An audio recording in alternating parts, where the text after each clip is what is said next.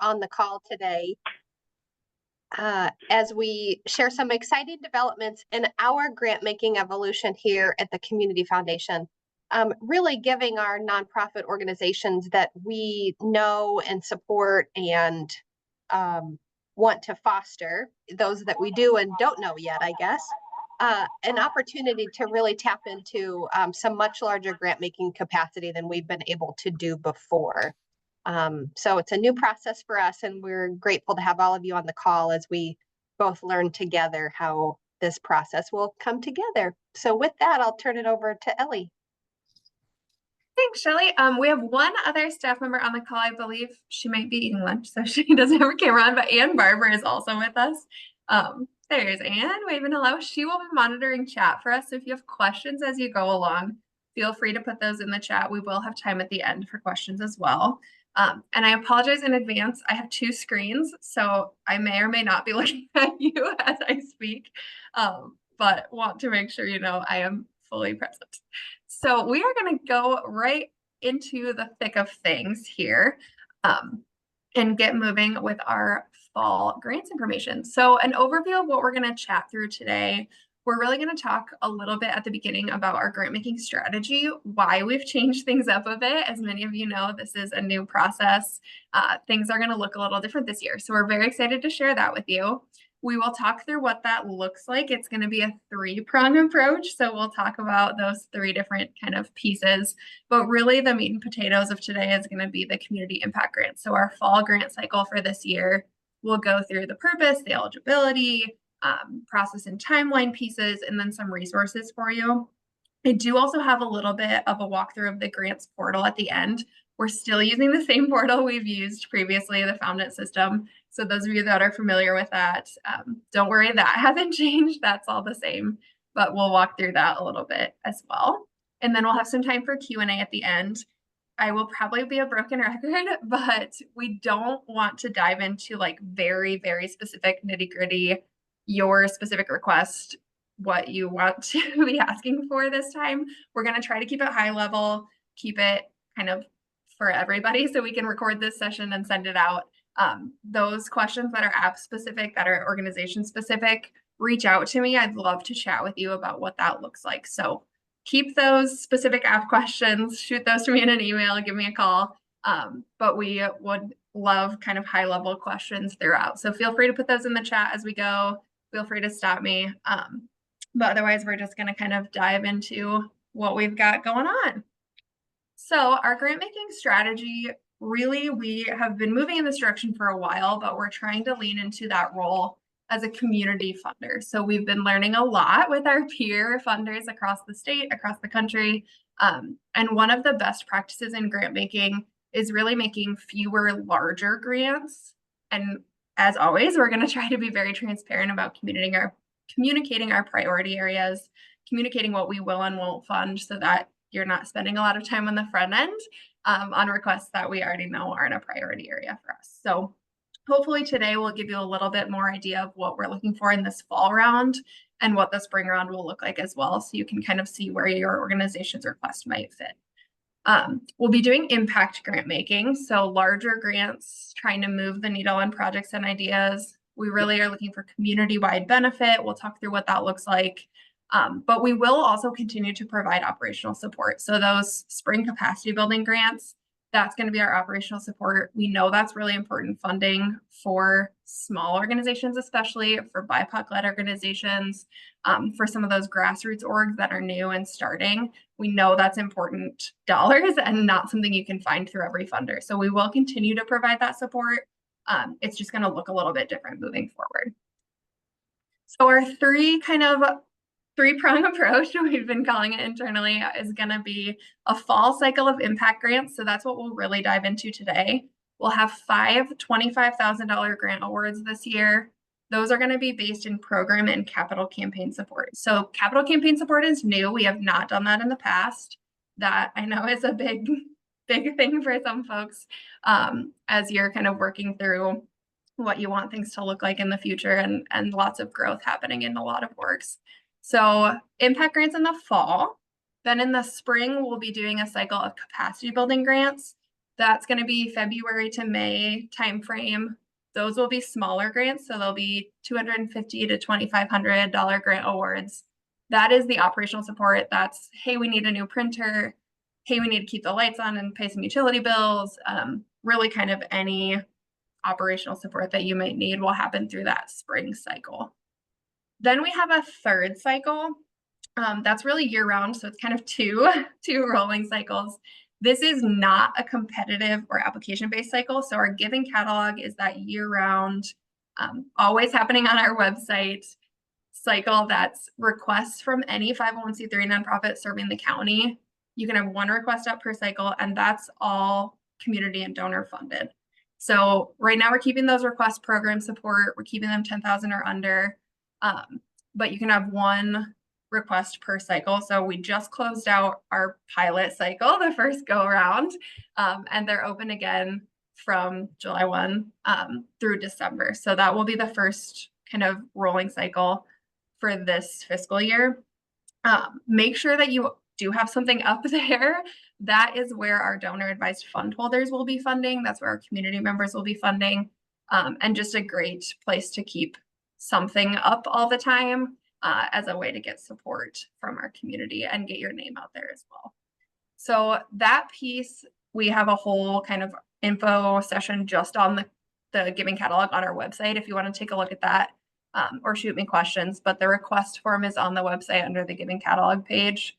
I know there will be questions about that at the end, but that is already open. You can put those up now. So clarifying, 2 application-based cycles, one in the fall, one in the spring. That's impact and capacity building. One non-competitive cycle, just open to anyone, is the giving catalog. That's happening year-round. All right, this is kind of separate from our CFJC grant making, but wanted to make sure I touched on this as well. 522 for Good, our learning and giving circle here in Johnson County, will still be grant making. However, they have a separate process now from our grants. So previous years, we've kind of wrapped that up into one. We've shot some requests and applications off to them for review if it fit within their focus area for the year. This time around, they have their own application, their own grants process. So the focus area for this year is housing insecurity. Their request amount will be the same as what our fall cycle is. They're doing $25,000 requests also. They are also funding in program and project support this year, and their cycle is already open. So those applications, when you go into the grants portal, you can find those now. You can submit those now. They will run July 1 through August 15. If you have questions about if you qualify for that, reach out and let me know, but it's similar to ours. And we have a page for them on our website as well. So take a look at that. That's already open, but wanted to make sure I was clear that submitting a grant application to us through the community impact cycle is no longer also submitting to 522 for Good. They're 2 separate pieces. You can submit to both, but just know they're 2 different applications. So is that clear? Okay, perfect. All right, starting from the beginning, where you can find all of the information. Everything that we talked through today is on our website already, so you can find it out there. Remind yourself you don't have to go back and listen to this whole recording every time.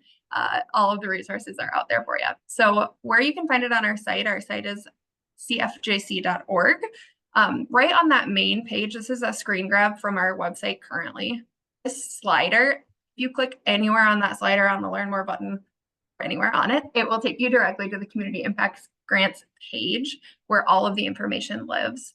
But that slider rotates, so you need to know how to find it elsewhere. And that can be under this grant making tab across the top menu. So the kind of third one from the left is grant making. We'll have a drop down menu with a couple different options. And when you click on that, this is 2 different screen grabs. So on the left hand side, we have a screen grab from Community Impact Grants page. So when you get to this page, this is actually scrolled down just a little bit on that. Wanted to highlight for you the grants guidelines that are out there. So this button links to a document that really details what we're looking for these grants, what our priority areas for funding are. Make sure you take a look at that. That I think will be the best reference for you as you start thinking about your application. thinking about if you fit this cycle or should wait for spring, what that kind of looks like. So that's where we find the grant guidelines. We will talk through a little bit high level of what that looks like in just a minute, what those funding priorities are. However, this document is much more in depth. It's listed out by interest area, so you can see kind of within each interest area what we're looking for. So make sure you take a look at that. Hopefully that will answer a lot of questions for you on the outset. There is also an application on the site for you to see, so you can take a look at what the questions are and maybe get a feel for whether or not your request fits. The apply button down at the bottom there is how you access the grants portal. So those of you who are familiar with the portal, you already know that looks like how to get in, but this is where the application button lives. There is one other place. So this screen grab to the right, the new page on the website is just grants portal specific. So under that grant making tab is a grants portal page. This has all of the information, a written tutorial, a video tutorial, lots of things about the portal itself. And then that login button is right at the top of that page for you to get in to actually apply for grants. Do you want to point out this green button at the top that's always on our website at the top left? Is not the grants portal. That is our donor portal. That causes a lot of confusion. So if you get to that page and your login isn't working and you're not sure why, you might be in the wrong portal. So the two kind of places to find the actual application link, grants portal, are going to be on the grants page at the very bottom, that apply button, and then under grant making, the grants portal page. So just want to make sure we clear that up. That often causes confusion. Sorry about that. But if the page looks unfamiliar, login seems different, it's likely our donor page. So head back out and find the apply button. All right. Moving on. So really diving All that into. comes down, comes down to collecting data. Yeah. And Yes, sorry, let me mute right here. We have got a new kind of whole cycle for you for this fall. So I'm excited to share our community impact grants are really going to be investments in major projects, increasing quality of life for Johnson County residents. So we'll get a little more into what we mean by that here in just a moment.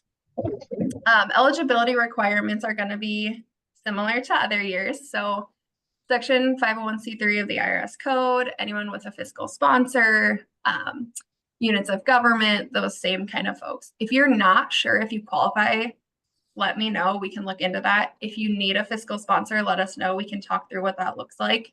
But that is kind of typical for our regular grant making. We also only accept applications from folks who are significantly serving Johnson County, Iowa. Makes sense. And then we'll be doing program and capital campaign support requests this year for this fall. Again, a reminder to check those grant guidelines for a detailed listing of our funding areas before you start the application.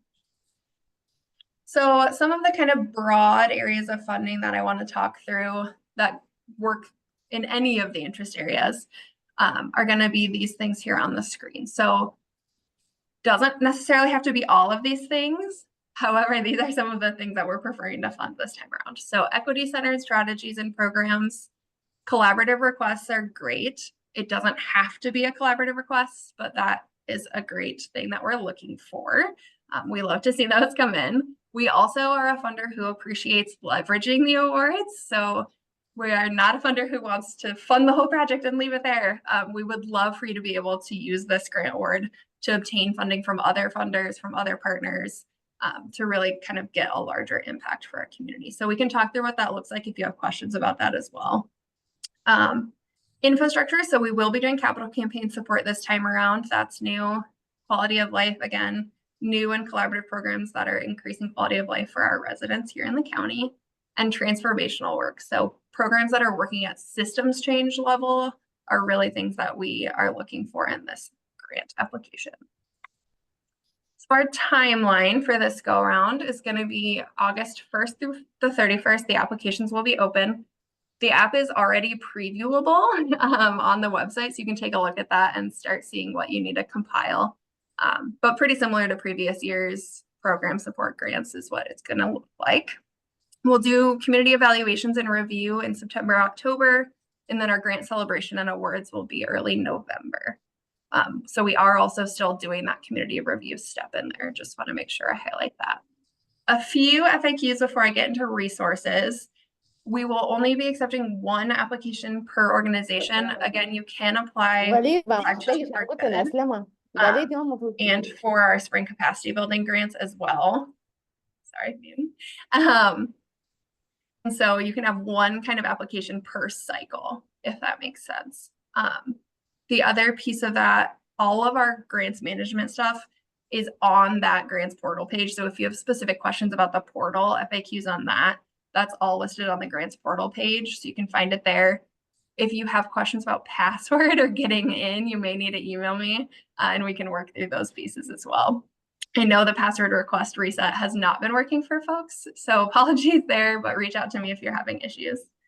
Our application will no longer be shared with our donor advised fund holders. So we talked a little bit about that before when we talked about giving catalog. All of our donor advised fund holder grant making will be happening through that online giving catalog tool. So really important to get a request up there. Community reviewers will still be making grant recommendations, and then those recommendations go to our board of directors. And anyone who is a United Way partner agency is still eligible to apply. We have a kind of a section there where you can indicate that status, but either way, United Way partner agency or no, you are welcome to apply for these grants. So resources for both these grants and kind of our grants overall live on our website. I know I've talked about that a lot. But really everything is hosted there. Again, those grant guidelines are a really important reference for you. Application preview and links are there. And then the system tutorials for the portal itself, if you're unfamiliar with that. A good place to get reminders is our newsletter. So if you're not on that, that's a monthly email that comes out with all of our announcements, reminders, links, everything comes there. And same with our Facebook. And then of course, our staff are happy to help you and be a resource for you. So just reach out and we'll do what we can. I wanted to give you a preview of kind of our year of funding. So June 30, we just had, this is kind of working backwards from that. So we've got giving catalog, spring distribution, our pilot distribution just ended and our fall requests are open. So it is a rolling cycle. You can wait until September, October to put your requests up. That's just fine. And those will be paid out in December. August is when our community impact grant applications are open, and those will close in November with our grant distribution. Then December to January, we'll do kind of the flip-flop of the giving catalog. So our fall requests will be distributed and we'll roll over and start our spring requests in January. February, our capacity building grants, those operational support grants will open and we'll have those closed out in May. So that's kind of general timeline for CFJC specific funding. Now I'm going to walk through our grants portal really fast. For those of you who are familiar, you can zone out for a minute, but there are some good reminders here. So I want to make sure I walk through it with everyone still on. When you hit that apply button or the grants portal login page, you should come to a page that looks like this. Again, if you don't, you may be on our donor portal. So back out and make sure you're in the right spot. Those of you who have a login should be able to just enter your email, your password, and get right into the system. Again, we're having some issues with our password resetting. So if you need a reset password, shoot me an email. I can do that for you on the back end. That's easy. But if you are a new organization or not sure if you have an account for the organization, it's not going to let you create a new one. It's going to have us do that for you on the back end if your EIN's already been used. So make sure to reach out for us. There's a lot of information there, and it will actually stop you, so you'll know. So if you do need to create an account, very easy. It's just kind of simple form filling out. So you'll fill out the account for the organization first with your information. It kind of walks you through with these next blue buttons at the bottom. And then you'll create users. So if you just need a new user, I can do that for you on the back end as well. If your organization already has an account, we'll get you set up. The email is very important, what email you choose for your user, because that is where the grant decisions go. So make sure you use an email that you'll, one, remember as your login, but two, is something you're checking pretty frequently because that is where all of the information will go. It's linked directly from the system. So once you've created your user, it will have you confirm that email. They know it's important for you to receive those, so you can do that. And then you'll log in here. So whether you're new or have already logged into the account, your dashboard should look something like this. At the top, there is this little house button that will always bring you back to this dashboard homepage. So if you're lost in the middle of an app, not sure you're in the right app, you can always come back here at this little house. What you're probably looking for is this apply button. This button will lead you to a page that has all of the current open applications. You can click on the one you want. So down where it says process Baby Tiger grant application, there is currently one out there that says process 5224 good grant application. And then on August 1st, ours will open with the CFJC Community Impact Grant. It will show you what form you're in, what stage it's in, where it says draft here, the last date that you've edited, and then you can click this edit application button to get into your application, whether or not you've saved it or are just starting. So you can save and come back in. When you're in the application, it looks something like this. Again, kind of simple form filling out. It tells you what you need. Asterisks are required information. Everything else, you'll see it won't require that. And then in this top right-hand corner is a good to reference for you. So on the left-hand, this application packet will download a PDF of the questions, your answers, and any forms you've put in there. So if you have a budget uploaded, photos uploaded, that will download everything. The button to the right, the question list, is just going to be the questions that we're asking. So that's the difference between those two buttons. Both of them will download a PDF for you so you can save copies of your application as you go if you wish. It does save in the system and you can always go back and see previous requests. But if you want them saved somewhere in a shared drive, wherever you keep those, or you want to send it to someone for review, that's an easy way to download your answers. At the bottom of the application, you'll see these two buttons, save and submit. Save button you can do every time before you log out. That'd be great. You can save it and then get out, come back in as many times as you need to within the application window. But the submit button in blue is kind of a one and done. So once you've submitted, we can't get it back. Make sure you wait and are sure that everything is filled out, that you're done, it's the way you want it, and then hit that submit button. You will get an email confirmation with that submission. So that's how you'll know it really went through. Make sure that you remember to submit before the end of the cycle. I know sometimes coming in and out, it's hard to remember that, but you should get a confirmation email so you'll know that that went through and came to us. All right, that was a lot of me talking. I appreciate you hanging in there. But I think we will open it up to questions now. And a reminder. Ellie, I think I'll jump in. I did see a question in the chat, and so I'm going to grab that question as some of my comments. So just to be clear, the Community Impact Grant application will open August 1st. So folks won't even see it on the website available in the grants portal until it goes live. Is that right? Okay, so when you go out there right now, you're only going to see the 5224 good portal for that application. Yep, but there is a preview application form on our website so you can see what the questions are in advance. Perfect. So I just wanted to encourage everyone, as Ellie mentioned, going out to the portal and verifying that you can sign in and you're good to go. Do that early so we can troubleshoot with you well in advance so that we can give you as much time as possible to work on your application. So heads up on that. There was a question in the chat about when the giving catalog would be available to donors. And I just wanted to provide a little bit more context in the change that we're making in regards to donor advised funds. So just to kind of level set to come full circle with everyone. So donor advised funds are funds that donors create with us that are used for their own personal giving. And they're exactly as they are identified. They're donor advised. So donors get to they recommend to the Community Foundation who and how much they want to give out from those funds.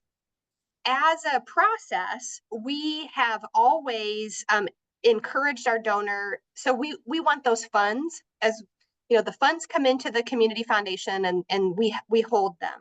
So it is our purpose and our goal to get those funds grant making into the community as much as we can. And so part of our work had always been inviting our donor advised funds to take a peek at our grant applications. Well, in doing this over the past several years, we really know that donors already know what and who they want to give to. They generally have an idea of the orgs that they want to fund. They're just looking at the application as let me see what the organization is up to right now or what they're doing. And so in order to kind of keep that going, that's why it's really important for you to complete a submission for our giving catalog. So I think it'll be, in August, in September, our team reaches out to every one of our donor advised funds and says, hey, are you interested in taking a peek at the needs of the community happening right now? And we'll direct them to the giving catalog. Now, we work one-on-one with our donors and support them in their giving. So some donors need a little bit more hand-holding and they want a curated list, and so there's a little bit more work. But otherwise, donors have a general idea of the organizations that they want to support. And so by you having your profile out on the giving catalog, you can give them a quick statement about what your most urgent or most pressing giving needs are, so that they'll know exactly what you are needing from your organization and can support that in that way. Some organizations, you might be hearing this message and you might be thinking to yourself, well, right now we don't really have a big project that we're working on. Like $25,000 is like too much for what we're doing. The giving catalog is that sort of lower opportunity to put your request in front of donors that we could have them explore those needs too. So just to provide a little bit of context about the change to donor advised funds. And I anticipate, it'll be probably September will be a big time that we are working with our donors. So if you can get your submission in to the giving catalog in August, as well as your grant application to the community impact process, that would be great. So just to clarify, it's not one or the other. You can certainly do both. You can have an online profile in the giving catalog and come in for a community impact grant. Okay. Those are my notes so far.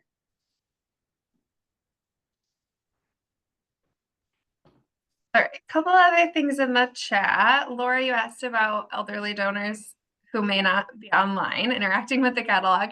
I think Shelly kind of answered that in her previous answer, but I did type a little response to you there too. We'll be working one-on-one with folks. So having something in the catalog just gives us a really simple, specific request to share, which is a great way for us to share a specific need rather than just your organization's mission. Katie, annual donor advised fund grant making. Good question. Shelly, you want to answer that one too? What is the annual donor advised fund grant making? I'm sorry, what's the question?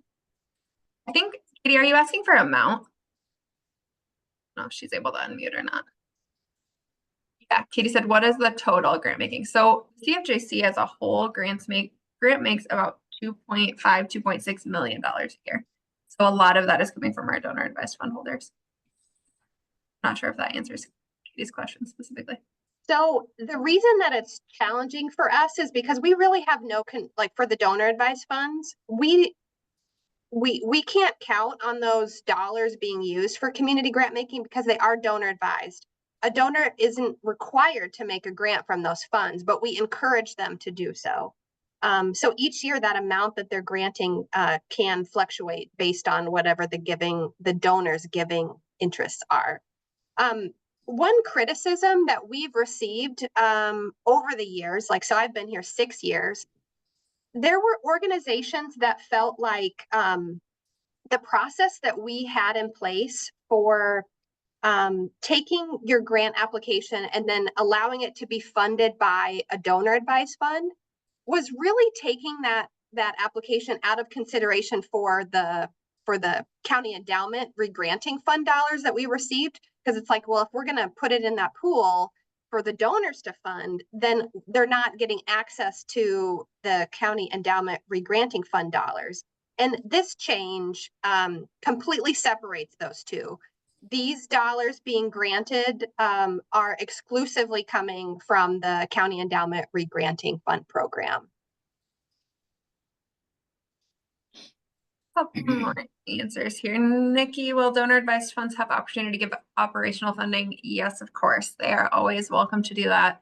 And we do some education with our donors on what the difference between program and operational support is. So yes, that is still happening. Another question, Andrea, can you have the same request for giving catalog and the capacity building grant? Yes, they may not fit the same needs. So let's chat about that maybe offline if you want to shoot me an email. The biggest changes, giving catalog request maximum is $10,000. The community impact grant is $25,000 request. Right. Anything else in the chat we're missing, or anyone have an unmute question they want to ask? Oh, Lucy, we foresee impact grants to be program support and capital campaign support in future years. That is a really great question. I assume yes. However, our grant making committee on our board is kind of who determines what our priority and preference fundraising areas are. Likely we will continue to do both. But as always, we're always evolving how our grant making works. So likely yes. But great question.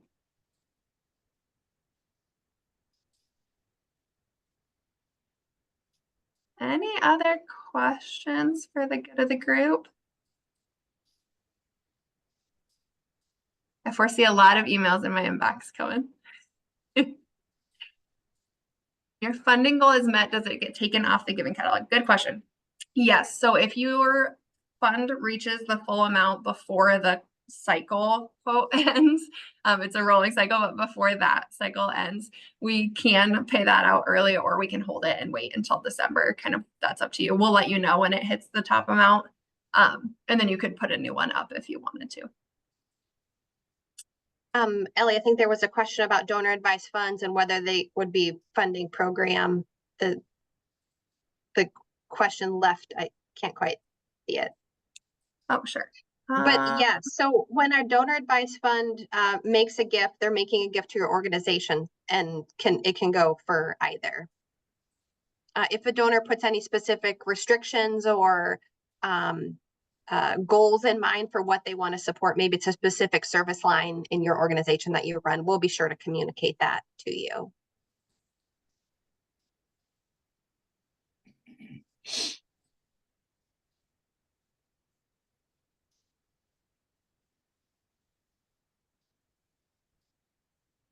All right. Anything else from folks?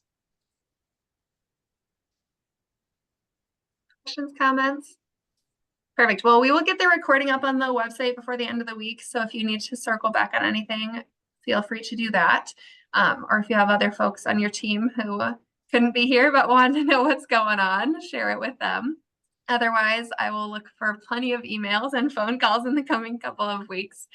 But I look forward to chatting with you and hearing what good work you're up to. Thanks all. And just as Ellie mentioned, please know we are happy to work one-on-one with anyone who wants to brainstorm together on a possibility of a community impact grant application submission, or what a submission to the giving catalog should look like, or clarification of the process. Ellie is obviously available, so am I. Any one of our team can connect with you to try to be helpful. All right. Thanks all. Thanks for joining us today. Thanks, Ellie. Thanks all.